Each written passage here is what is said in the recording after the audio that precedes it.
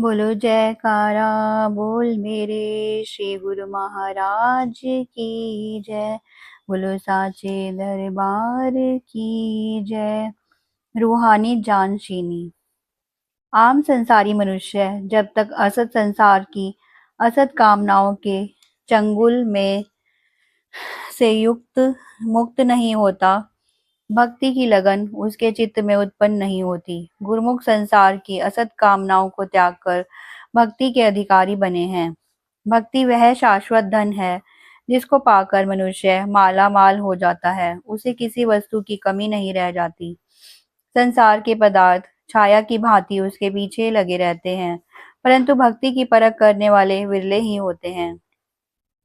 वाणी का कथन है, निसी दिन माया कारने प्राणी डोलत नीत, कोटन में नानक को नारायण जिह चीत।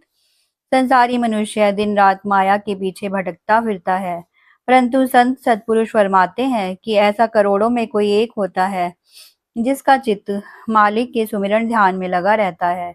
इसलिए विचार किया जाए कि वह मनुष्य कितना भाग्यशाली है जो भक्ति का अभिलाषी है। हीरे मोती और जवाहर का ग्राहक प्रत्येक व्यक्ति नहीं हो सकता। संत दादू दयाल जी फरमाते हैं, सबको बड़ी जे खार खली, हीरा कोई न ले, हीरा लेगा जोहरी जो मांगे सो दे। संसार में आम लोग तो तुच्छ और साधारण वस्तुओं के ही ग्राहक हैं, हीरों के ग्राहक बहुत कम हैं। हीरे को तो जौहरी ही लेगा क्योंकि वह उसका मूल्य जानता है, अतः वह उसके बदले में जो भी मूल्यांकन करेगा उसे देने में देर न करेगा। गुरुमुख अत्यंत भाग्यशाली हैं जो कि भक्ति जैसे हीरे के ग्राहक हैं। जिसे भक्ति रूपी हीरे की परख है वह फिर उसे पाने के लिए हर संभव प्रयत्न क्यों ना करेगा। यह दुर्लभ अवसर भक्ति की कमाई का बड़े सौभाग्य से प्राप्त हुआ है। सब साधन भी मिल गए हैं, इसलिए हर गुरुमुख का कर्तव्य हो जाता है कि इस दुर्लभ अवसर का लाभ प्राप्त करते हुए और महापुरुषों के उपदेशों एवं निर्देशों के सांचे में जीवन को ढालते हुए तथा भक्ति की कमाई करते हुए अपने जीवन को वास्तविक अर्थों में सफल बनाएं। रूहानी सिंहासन पर विराजमान होने के कुछ ही समय पश्चात आपके परिवार के सभी सदस्य श्री चरणों में क्षमा मांगने हेतु उपस्थित हुए। आपकी बड़ी बहन जी ने विनय की, हमें यह ज्ञात न था कि आप सर्वकला समर्थ एवं ईश्वर का रूप हैं। हमने तो न जाने व्यवहार में कितनी ही गलतियां की होंगी। हमारी आंखों पर अज्ञानता का पर्दा छाया हुआ था। हम आपके दिव्य स्वरूप को पहचान नहीं पाए। आपसे अनजाने में कई बार भार उठवाया होगा और भी न जाने क्या क्या कार्य करवाए होंगे। हमारी करबद्ध यही प्रार्थना है कि आप हमारी गलतियों को क्षमा करें। श्री सद्गुरुदेव जी महाराज ने मंद मंद मुस्कुराते हुए फरमाया, अब क्या भार उठाने वाला कोई और ढूंढ लिया है। वे सोचने लगे कि श्री प्रभु जी ने अक्षरशः सत्य फरमाया है। इन्होंने हमारे जीवन का ही नहीं अपितु सारी सृष्टि का समस्त भार उठा लिया है। केवल इस लोक में ही नहीं बल्कि परलोक की भी सारी जिम्मेवारी ले ली है। अतः इन रहस्यमयी प्रवचनों को सुनकर उन्होंने दंडवत वंदना की और आशीर्वाद पाकर इस विचार से मुक्त हो गए। आप वचनामृत की दृष्टि से समय समय पर सरसाते रहे।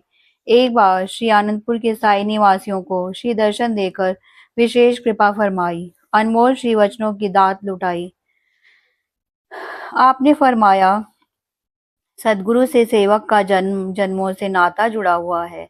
सेवक के हृदय में आत्मिक पिपासा जागरूक होती है तो उस समय सद्गुरु स्वयं सृष्टि में ऐसी रचना रचाते हैं, वहां आनंद सुख परम शांति का मेह बरसाते हैं। जहां भी पुण्यात्माएं वास करती हैं उन्हें निज ठोर ठिकाने का मार्ग दर्शाते हैं, निज चरणों में बुलाते हैं। श्री परमहंस दयाल जी की मौत से विश्व विख्यात श्री आनंदपुर तीर्थ धाम गुरुमुख प्रेमी सेवकों का अटल शाश्वत ठोर ठिकाना बन गया है।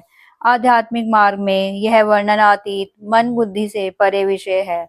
महापुरुषों के वचन है, मानव मानव अंतरा, कोई हीरा ते कोई कंकरा। अर्थात जो प्राणी भक्ति पथ पर अग्रसर होकर मानव जीवन का मूल्यांकन करता है उसका जीवन अमूल्य हीरा है। शेष सब माया में रचपच कर श्वासों की पूंजी व्यर्थ लुटा रहे हैं। उनका जीवन कंकरों के समान निरर्थक है। भव के मांझी खेवनहार श्री परमहंस विभूतियों ने भक्ति चिंतामणि से ज्ञान का दीप जलाया, नाम शब्द की धुनकार से हर घट को रोशन करने का बीड़ा उठाया और जीवन पर्यंत परमार्थ सिद्ध किया। समय के महापुरुष उसी उद्देश्य को पूर्ण करने के लिए प्रयत्नशील हैं। आप सब श्री आनंदपुर स्थायी निवासी परम सुख राशि छत्र छाया में अपूर्व आत्मिक सुख संपदा को पाकर आत्मविभोर हैं। संसार में चुनी हुई विरली रूहों को ही ऐसे स्वर्णिम अवसर का संयोग मिलता है। ऐसे स्वर्णावसर का लाभ उठाते हुए जीवन सफल करें। स्नेह स्निग्ध सहृदयता पूर्ण श्री वचनों से सबके हृदय में अद्भुत प्रेम का संचार हुआ। अपनत्व और एकत्व की भावना में सबके हृदय अटूट संबंध का अनुभव करने लगे। सत्य तो है, अद्भुत कथन प्रसंग है, महिमा अगम अनंत, शेष शारदा थकी रहे, हारे वेद ग्रंथ। परम हितैषी सद्गुरु भय भंजन सुखधाम, छत्र छाया आशीष में दास पाए विश्राम। बोलो जयकारा बोल मेरे श्री गुरु महाराज की जय। दयालु श्री परमहंस